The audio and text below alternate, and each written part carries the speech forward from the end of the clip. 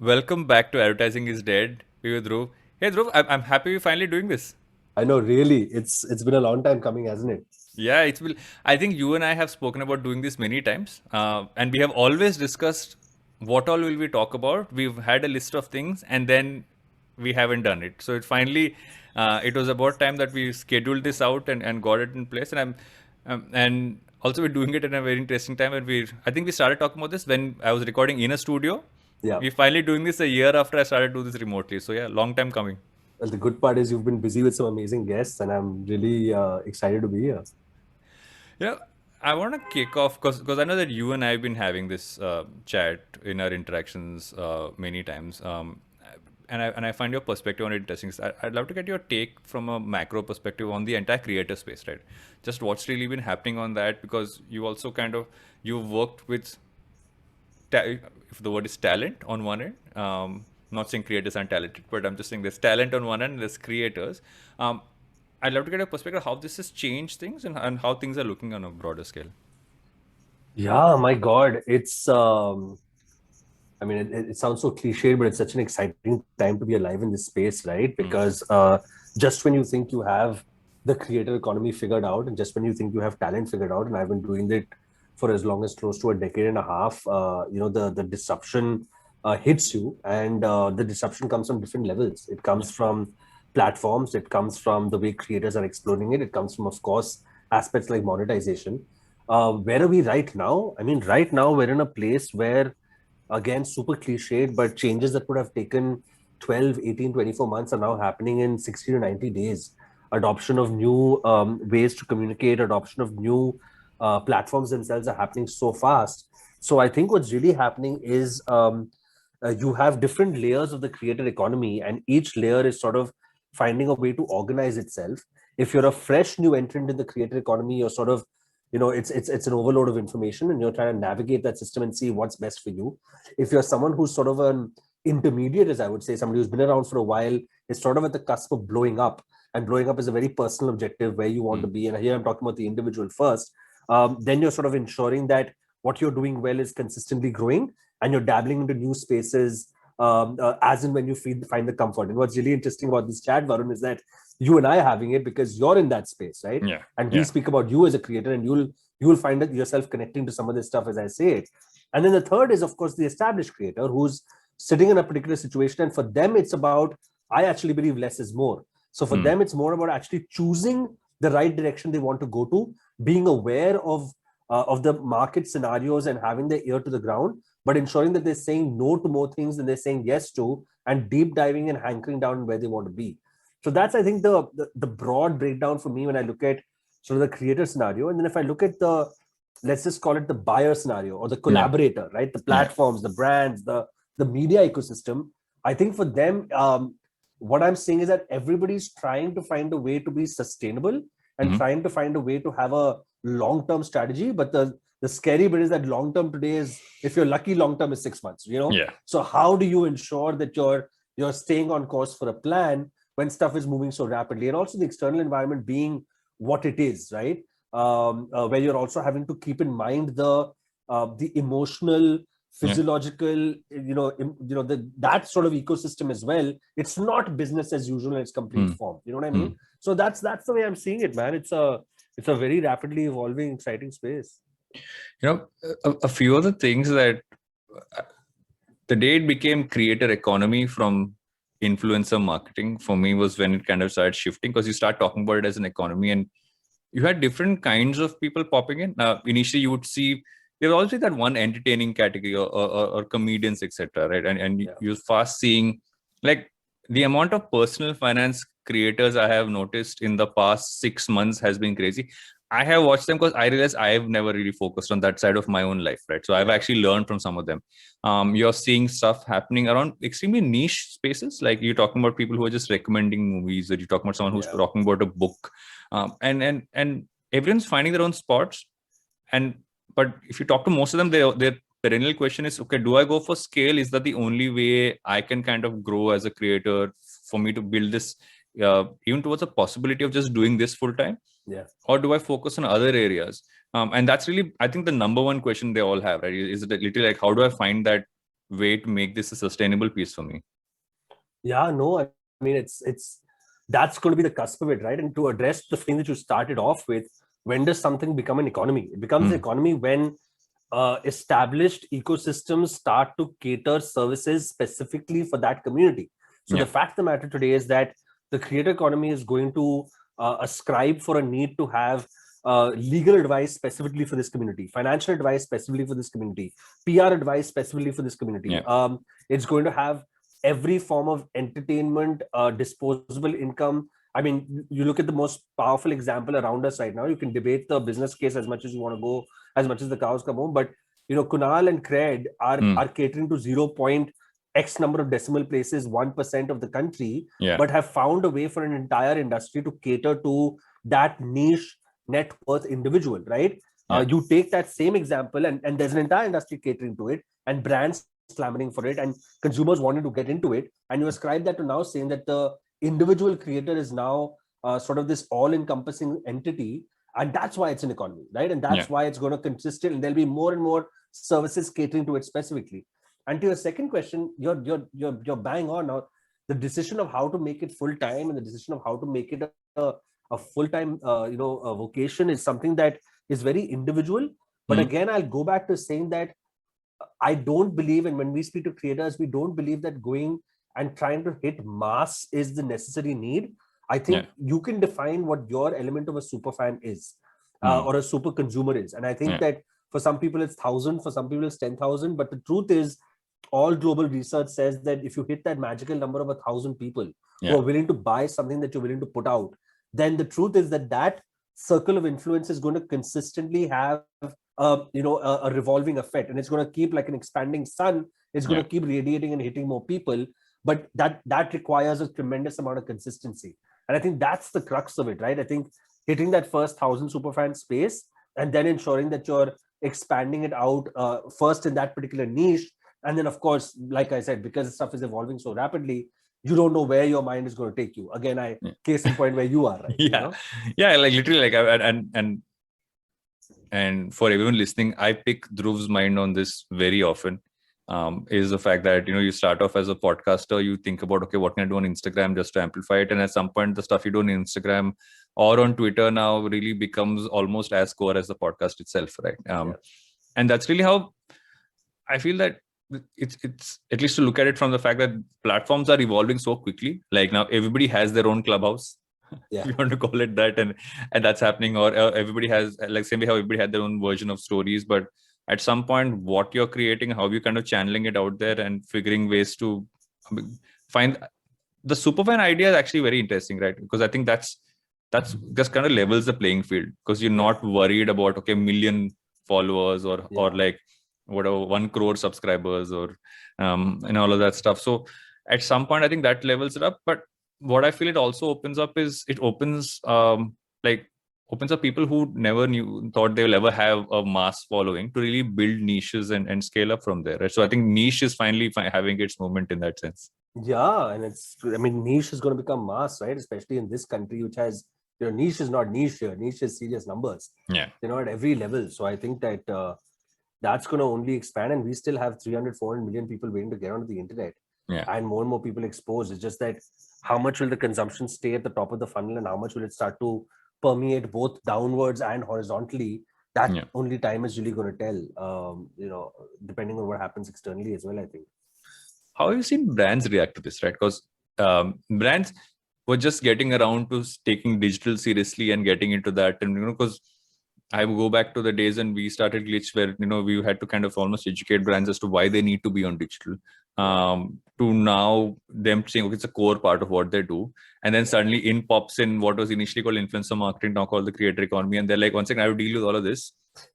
Lockdown happens. This is the only media channel I have available to me. How is the transition from a brand's perspective? How have they taken to it, and what are not good, bad, and ugly, but really what's really been a way of success? It's really interesting, right, Varun? I think that traditional marketing has had Kotler upwards has had 4 or 5 decades of some really powerful systems in place. Your 5 Ps and your models and all of that has been established, right?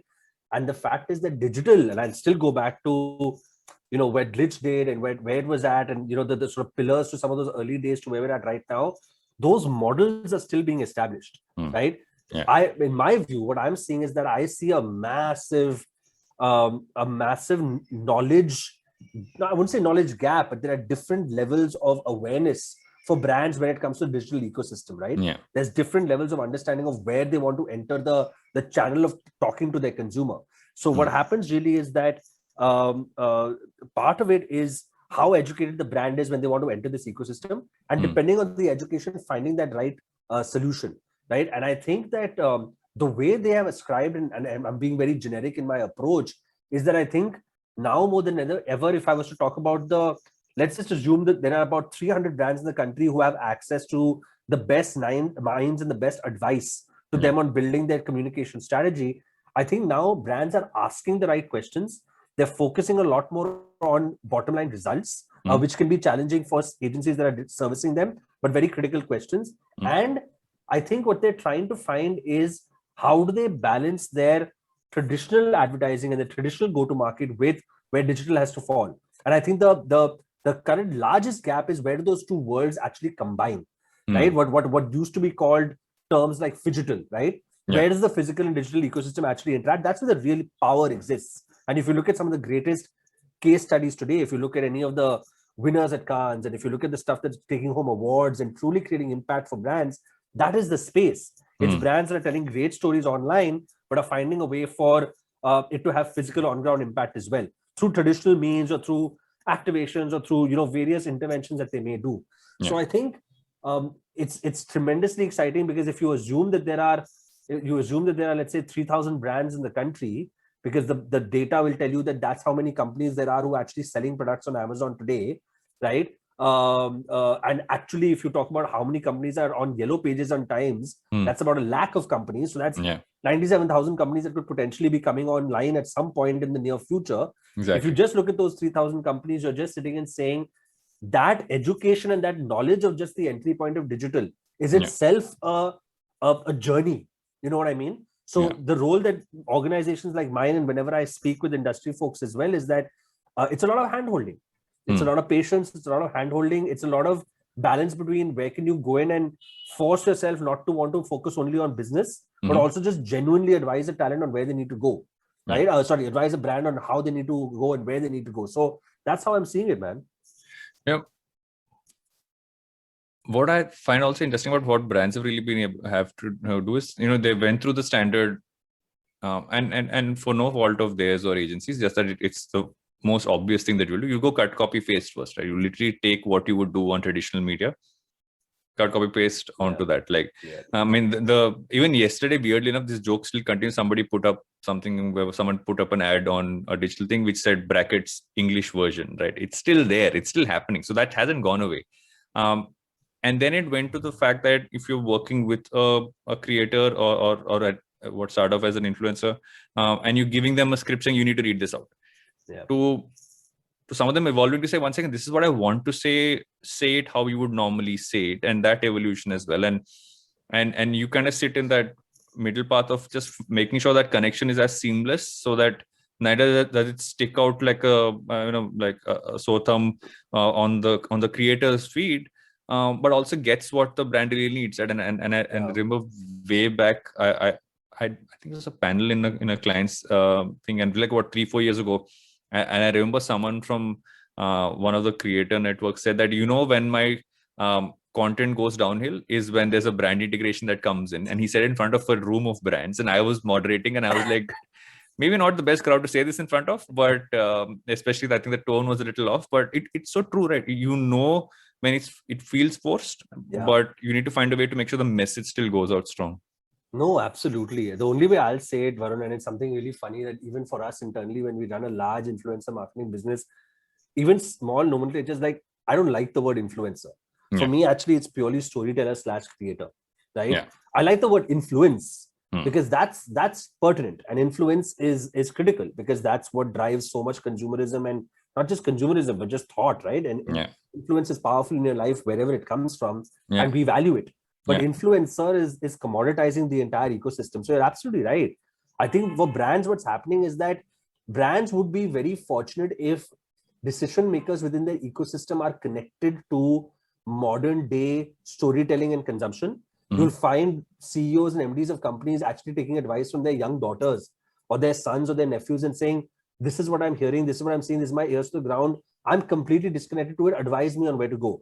And then there are those who are stuck in their ways and will have a certain, and I don't want to say stuck in their ways in a negative way. I just want to say that the fact is that because those models don't exist, you have to make your sense of what's happening, and at some point balance your points of view with the experts that you're hiring to give you that advice, right? And you would have faced this through your journey in building a digital first company, right?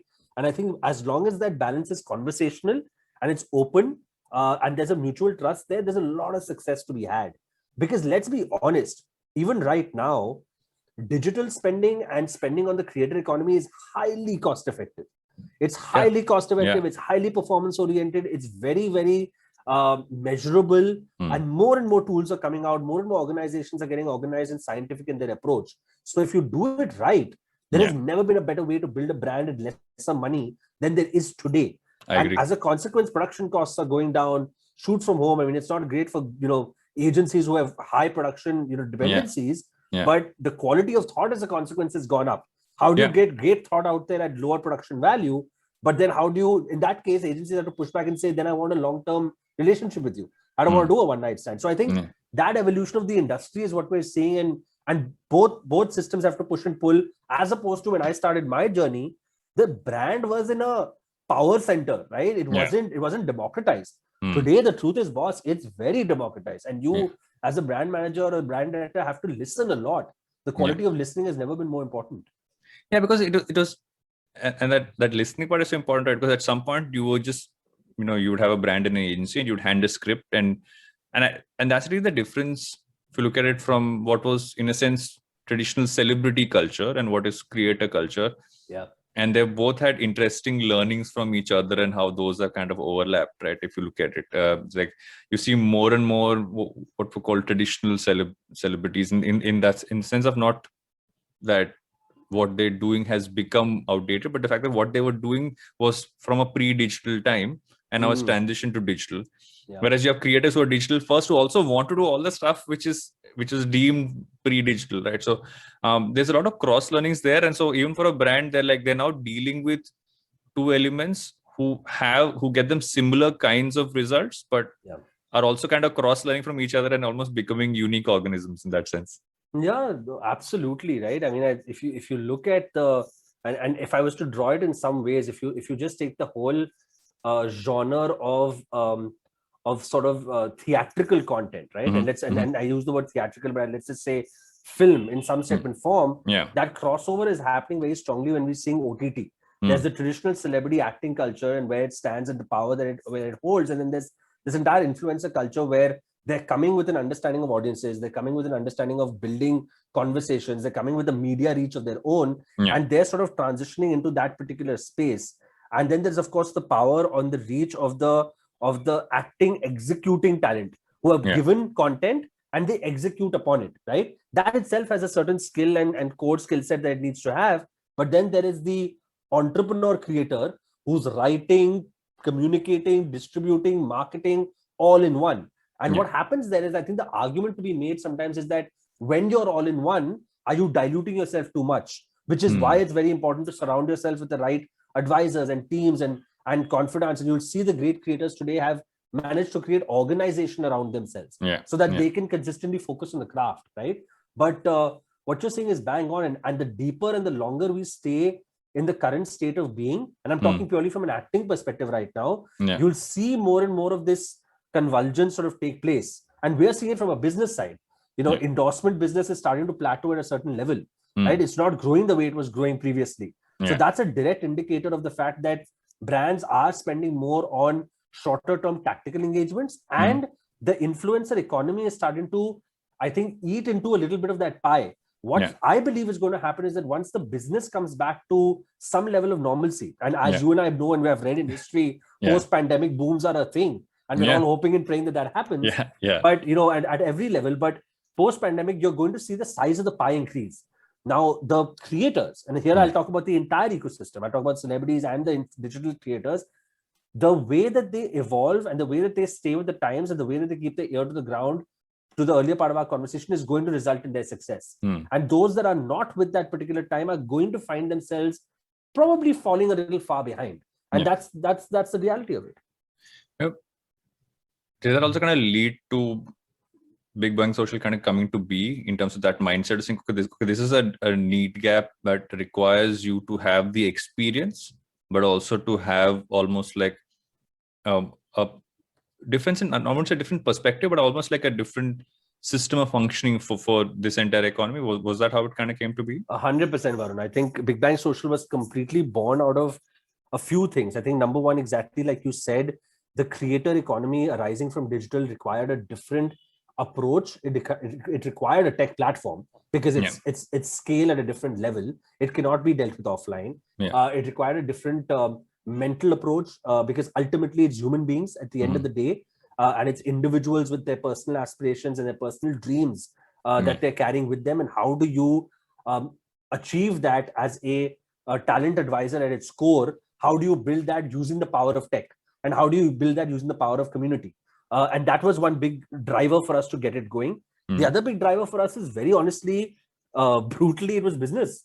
Like I said, a plateauing endorsement business, which was a critical part of ours, also helped us say that, listen, we need to create ecosystems where brands which are evolving to the digital economy also have serviceable professional units of what they can use. Because one of the things that we were seeing is that this powerful influence economy, not influencer economy, this influence economy was getting commoditized, right? Like the great creators were getting sold by sabzi ke bhav pe, bhindi ke bik rahe hain. They were 50 inventory. moms bhejna, 70 bloggers bhejna, 90 fashion enthusiasts bhejna. I mean, that's terrible. Now, my worry when you said commodity and this, anything that becomes a commodity business is something which I find extremely scary.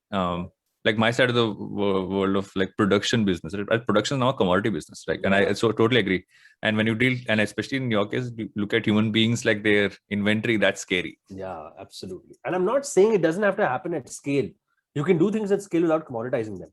But that requires for the approach at a DNA level to be, we're going to understand our client and the people, the clients at both ends, right? Understand deeply. The understanding of the brand is always supremely deep. There's a lot of research and a lot of ecosystems servicing that brand inside out.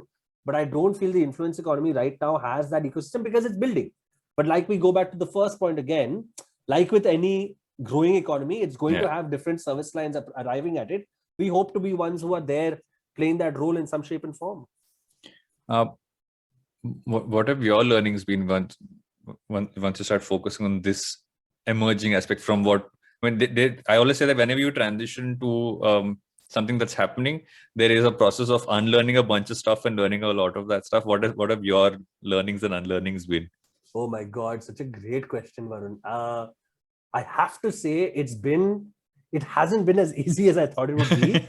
Because the truth is that, when you're used to dealing, okay, let's talk about both sides. I think number one, when you're talking about talent, I think the fact of the matter is that I'm used to interacting with talent of a particular approach, right? Or a particular celebrity status even, or even the outlook to how they want to and what they want to achieve. Vis-a-vis when you're talking to talent here, there are people are just a lot younger. And I'm on the wrong side of older when it comes to that piece. And I feel I'm connected, but there's just something about youth and about that approach that one needs to. So what I've done as a consequence is I surround myself with people internally, with people who are much more connected. And I don't trust my gut, which I otherwise would do on most stuff on celebrity and most stuff on that side of the popular culture matrix. I trust and I take a lot more input from younger people in my team about, is my approach correct? Right. And that can be about expectation setting. That can be about, am I understanding the motivations correctly? Right. My understanding of this is that these are all a bunch of young, great creative strugglers who are all about monetization. That was one error that I made. That's not true. That's not true. That might be a section of the population, but there are a lot of people who will hold their brand and hold their content to their sleeve really strongly and say, to hell with monetization right now. We're not going to bastardize what we're doing for anybody, not you, not for a brand. And I think that understanding and that arrival was very critical. From a brand system, I think, I coined this term, which I love, and I've and I've worked with it in my team. Some of them love it, some of them hate it. But I coined this term called fast-moving branded content, right? Because what I was basically telling my team is that because some of my team comes from a very traditional production and video content creativity, and sometimes they go crazy saying, this is just too frenetic. Where is the creativity? Where's the joy of the art, etc.? And I'm looking at them saying, this is the art. This is the art, boss. This pace and this ability and your ability to turn stuff around the way you're doing it with the contours of the brand in mind, but really the creativity of the influencer and the story coming out in the forefront, that is the new world. So you need to run with that. I mean, just like we've been used to being part of 7-figure budgets on production and creating this fancy ecosystem. Now you pick up your phone and shoot something. No, it's all changed. The output, and then actually the real art is coming into when you pick up the phone and shoot something, the ecosystem around that piece of content, like conversations you and I have, shoulder content, what's going where, the cutting of this, can this become audio, can this become pre-roll, can this become reel, can this become story, can this become blog, can this be, it's an entire world that is the art. So I think that that is stuff that one has had to unlearn. That is stuff that one has had to evolve with. Break those earlier notions. And let's be honest, Varun, it's also hard work and focus was everywhere. But I think earlier, if I was to take it half a decade ago and now, it was still linear. Now linear approaches are fatal. Now it has to be, it's far more wide and horizontal than I ever believed it to be. Right? The barrier for entry was very high then. Getting into the celebrity ecosystem and being able to represent celebrities was a very high barrier for entry. Today, there is no barrier for entry for an influencer, representative or an influencer itself. So if you're going to create something, you can't go, flex some muscle and say, this is who I am. You've got to earn it on each right and each way. And I think it's a good thing. It's a fair playing field. Yeah. And one thing which you mentioned and I think about is that, so there's a term I heard recently.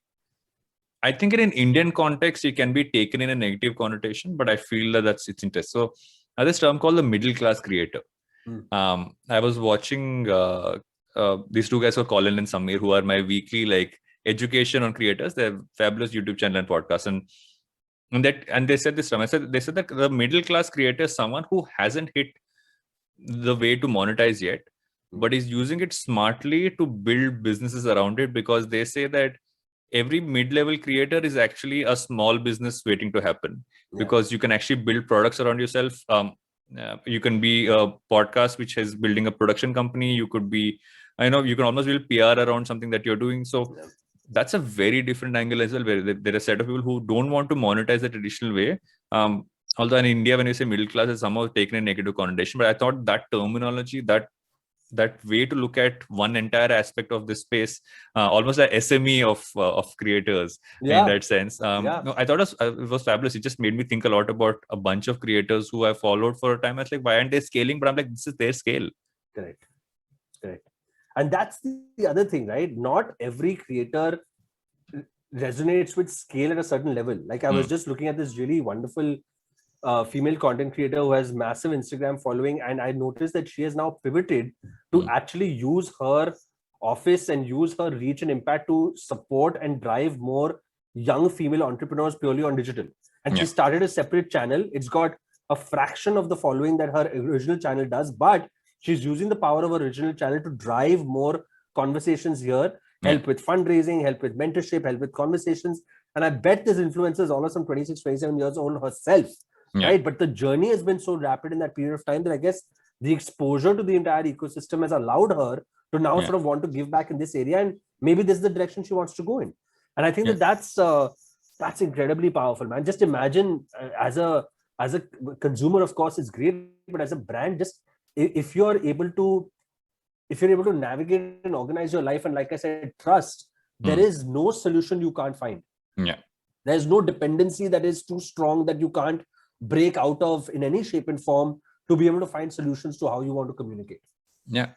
And taking a slight step in another direction, right?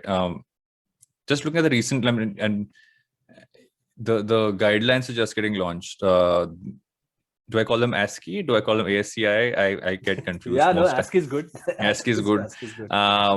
And I think it's come at an interesting time when this is scaling up. There have obviously been many conversations around how this is going to progress, how this is going to change stuff. I'd love to get your thoughts on it as to what's happening in pertains to this and where it seems to be going. Yeah, so we were actually, I think, fortunate because ASCII reached out to us last year and said, we need a partner who understands the influencer ecosystem.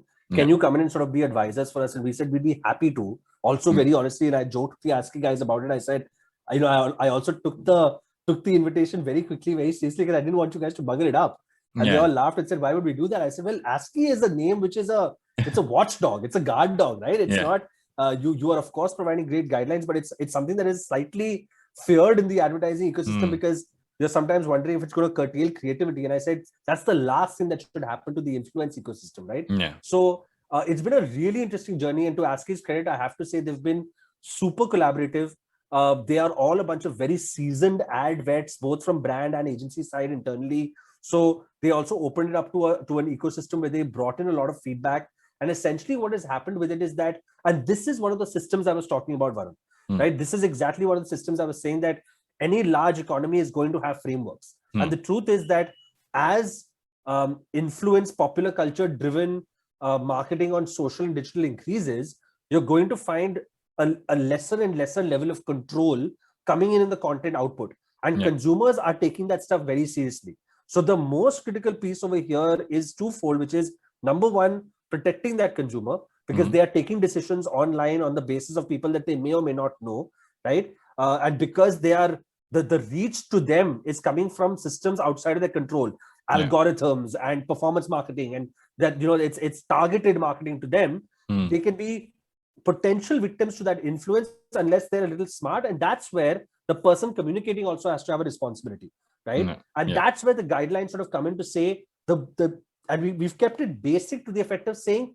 communicate the fact that your content has a agenda driven behind it, because that's important psychological information that needs to reach your potential audience. And on the other side, I think it's also very critical because we're going to reach a point where the market tells us today that there may be potentially 500,000 content creators in the market who have potentially been paid for a piece of work or have done something where there's been a commercial exchange, right? That's at a conservative level. That number is going to balloon. That number is going to go up 3x, 4x, 5x, 10x in the next couple of years. So just imagine the size of that economy. We have to create a responsible ecosystem where people entering this understand that with that influence comes responsibility. And with that, what actually is being launched tomorrow, in fact, and we're sitting on the 26th of May today, but tomorrow, in fact, we're saying the guidelines are only phase one.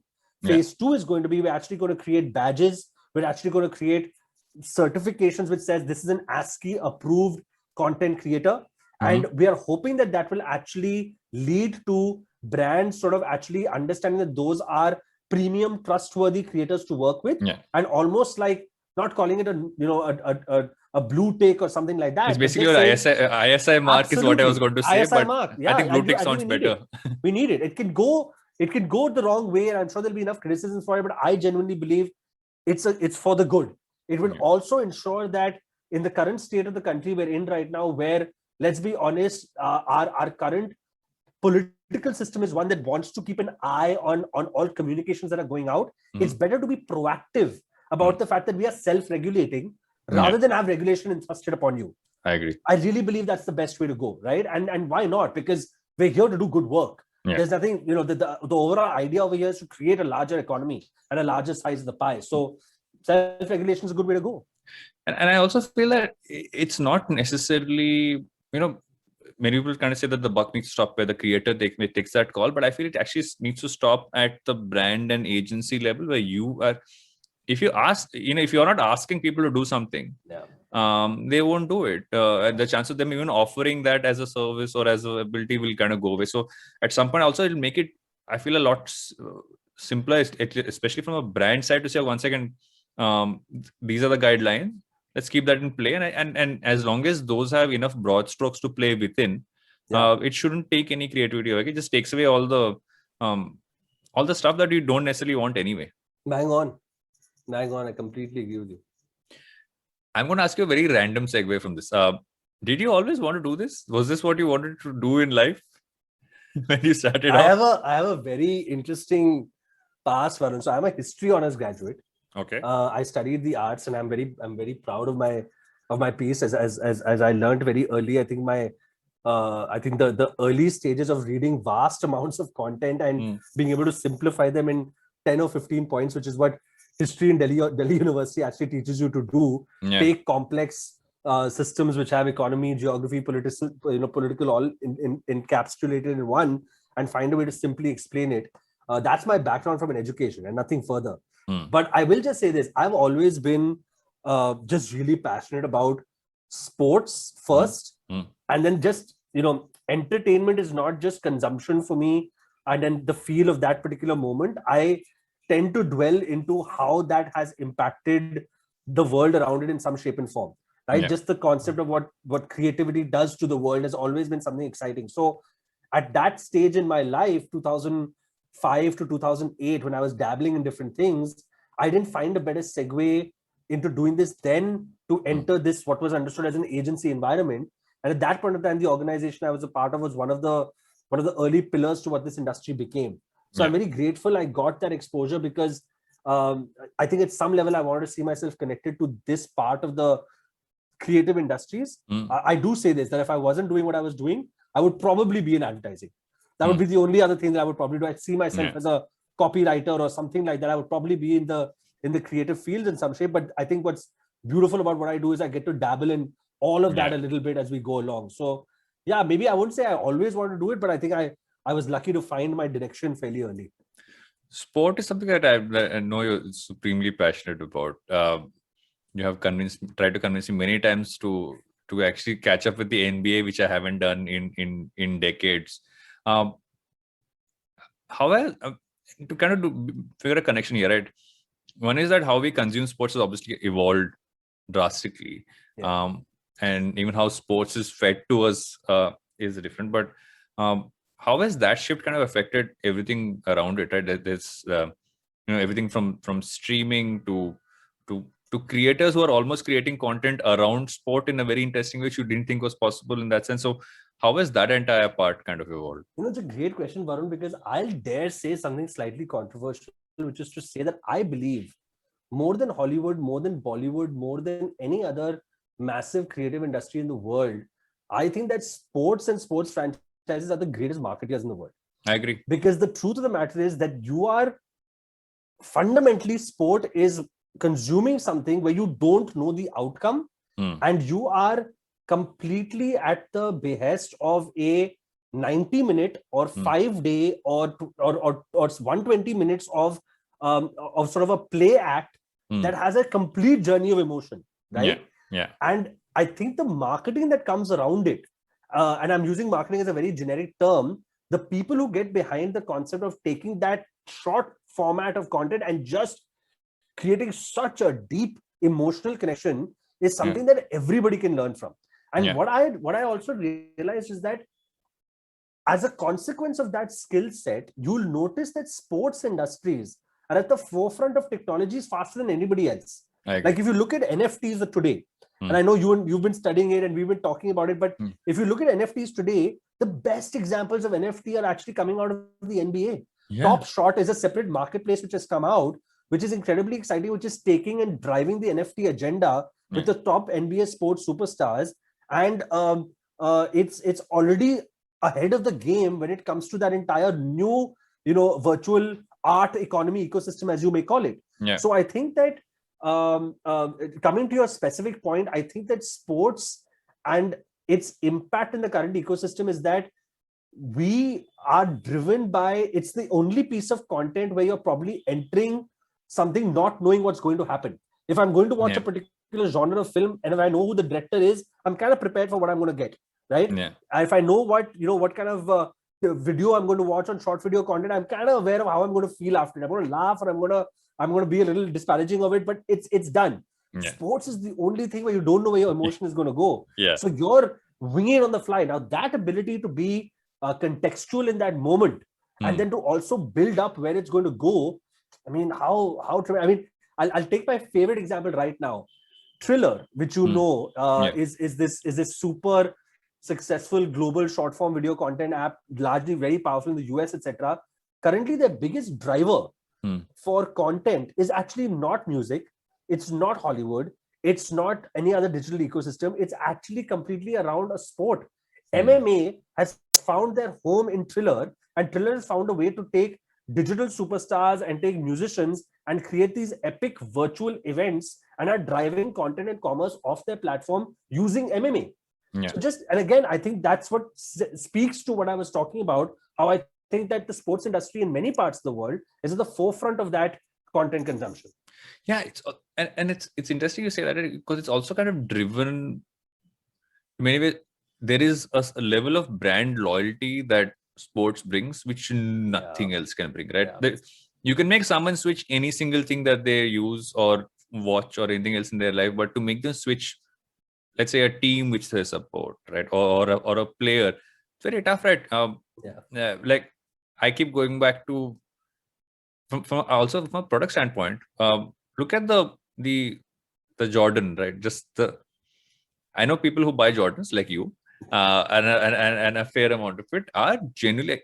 It starts from being a person to meaning something. To at some point, it's no longer about the person; it's actually about the brand, and because it's connected in some way, it just makes it so interesting. And the level of loyalty, be it in some way connected to this ecosystem, just builds that up and also lets you play at scale. So what you say about the NFT, I think, is interesting, because you suddenly at a level of scale where you can try and experiment, it can fail, it doesn't matter, you can move ahead and no one's going to question it. Because at the end of the day, your core offering is something that is so sticky. I mean, think about it. We always thought that if stadiums were empty, that people would not watch sport. The experience would dampen, right? I have watched 1.5 IPLs in the last year, and I have watched almost every single game, because it didn't change the experience from a televised point of view, from a fan point of view. For me, you would realize sometimes that the stands are empty, or beyond that, you would just stick to the background sound helping you feel the vibe. But it's just that it's you're experimenting at scale. No, absolutely, and you said something very pertinent, in as much that the loyalty factor from an emotion perspective is something that it's not something that gets built overnight.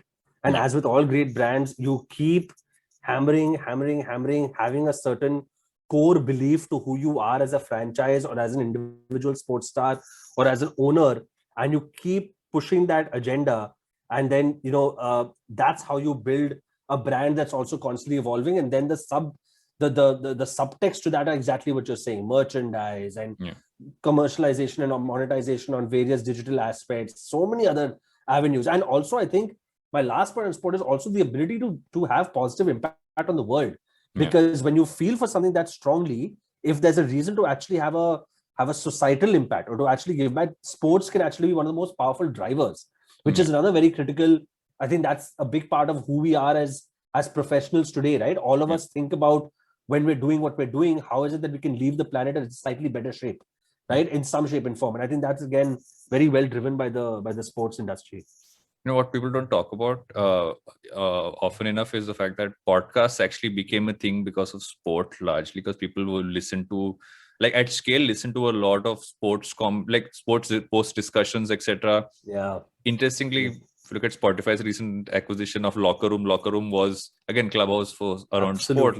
So it's almost like first mover advantage in different levels, and there's different spaces, and now with kind of esports come into the mix, it's a whole different world altogether. Whole different world, man. Yeah, that's a different podcast. For which you've been talking to some interesting people anyway. It's super cool. Yeah, so exciting times is how I'd like to put it, and it's good that I'm trying to figure one side of the food chain while you help expand the other side of it, in that sense of the word. As we move towards the end, I want to ask you for one piece, that if I am someone who wants to start off in this industry today, and I want to do something associated with the creator economy, I might be an aspiring creator, I might be someone who wants to work with the creator, might be someone who wants to work on the business side of things, really working with them. What should I kind of keep in mind? What are my base level pieces that I should always remember, that these things aren't necessarily going to change, at least in the next 6 months? I think at this stage, I would say, and I'll try and break it down in a tangible and intangible way. I think the softer elements would be just a deep curiosity, Varun. I think that personality type wise, having a very curious approach to the world around you is critical if you want to work in this space, because of what we discussed earlier. Stuff just moving as fast as it is. If you're one to get overwhelmed by too much information and navigating that in your head, nobody has to be an expert. I think you and I can look at each other and say, even we're not experts in many of the things we're dabbling in. We may just have organizational experience, but we're also navigating the world around us as we go along. 100%. But I think that starting off, a very curious mind is very critical. I think that making sense of that world around you and digging a little bit deep is also something very powerful, because unlike when I started off, and I dare say when you started off, information was vertically handed down to you. When I started off, there weren't hundreds of blogs and YouTube channels that potentially would tell me how I could understand the film business. What are the economics of a film business? Today, a young person sitting at 16 years of age could listen to a YouTube channel and says, this is what it means when a movie earns 100 crores. Here's what goes to distributor. Here's what goes to the producer. Here's what goes to the actor. I mean, phenomenal. Now imagine going in for an interview with a studio and having that knowledge with you. We didn't. We had to make sense of it on our own. Now, I don't want to be the uncle who says, Mere zamane mein and all shit. Hell no, because we had our own ways of navigating that. And it was an even playing field. This is the new even playing field. So I think curiosity, and then ensuring that you are making the time to have your own navigation of what that system means and what it stands for, and having it for yourself and making sense of it on your own. And I think the third and last point I'd say is that, and this is something which I truly believe, I find myself being a little, one of those guys who's saying it's easier said than done. But if the creator economy excites you, try and put yourself in a position to create. It doesn't matter what it is. It doesn't matter what it is that you create. But if you feel for something, create that short form video about something you feel. Edit that video, put it out there, understand where it goes. Even if it's 10 comments on that piece, what did people say? Have your own experience of some form of creativity. It's once again on your phone, right? The editing tools, the thing you want to need. If that's something that excites you, just give it a shot. And I think that when you talk to people starting out, they'll ask you those questions and your point of view on that, because of your personal experience, will be very rich, because it's only yours. You can't borrow that from anybody else. Those would be my few points right now, man, for young people starting off. As we come towards the end of every episode, I have my standard set of questions, which I have kept constant because that's what makes it fun. But yours, we've actually cheated. We've actually spoken about sport before. So apart from what you do, apart from sport, what do you spend a lot of time doing that people like really you spend a lot of time doing this? What would that thing be, or something you consume? It couldn't be anything.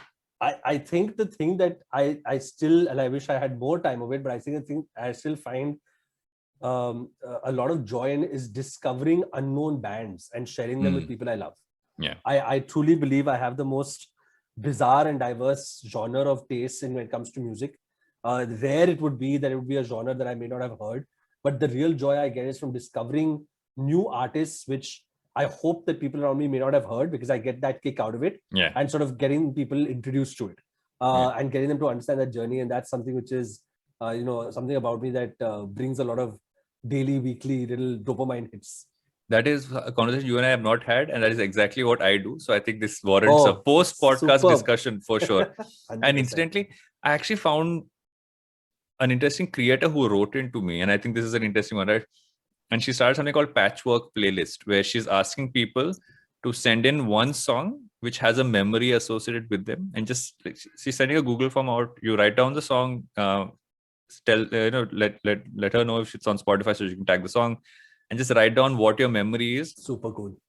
It's not necessarily finding. Sometimes you find new artists. Sometimes it's full nostalgia, right? So and I just sent mine in, and it's great when people. It's literally it's a community mixtape again, right? After all this while it's kind of coming back in that sense. Mixtape is back. What can you put together in an instant? I can put together a story for my 5-year-old in any situation that I find myself in. And it's a skill that I believe I'm honing with every day, because the nonsense I tell him sometimes to force him to go to sleep, I think is my current superhuman skill. As a father of an almost 4-year-old, I totally agree with you. That is a skill set all dads need to have. Absolutely. Something you watched, read, or listened to recently that you recommend? I'm part of this really fun online book club, again, to a lot of the stuff that we discussed, and it blows my mind the amount of engagement those chats get. But I finally read Art Spiegelman's Mouse, which is this beautiful graphic novel on the Holocaust, which was absolutely stunning, heart-wrenching. Perhaps not the best thing to read during a lockdown, but yeah, I was just going to say that. Truly amazing as a piece of writing that I missed many years back. And as my final question generally goes, why do you think influence will not die? Since we wrote the word influence, not influencer, I'm like, I know it's a very random question, but I'm like, I thought that'd be an interesting one. I was going to say, why will the creator economy not die? But I thought this is more fun. Why will influence not die? Influence will not die because you and I think we hope for our civilization that human beings will not expire, right? And I think that influence is an extension to human relationships, right? Influence just has a connotation of power, but I think if you take the power out of it and you just focus on human connections, influence is only going to find more and more ways into our lives. So it's right here to stay. Thanks, Adan, for doing this, Dhruv. This is, I feel like at the end of this, I'm again like, this needs a part 2. At some Thank point you for of having time. me, Varun. I'm so glad we finally did it. Super fun. Also, thanks for coming on Advertising is Dead.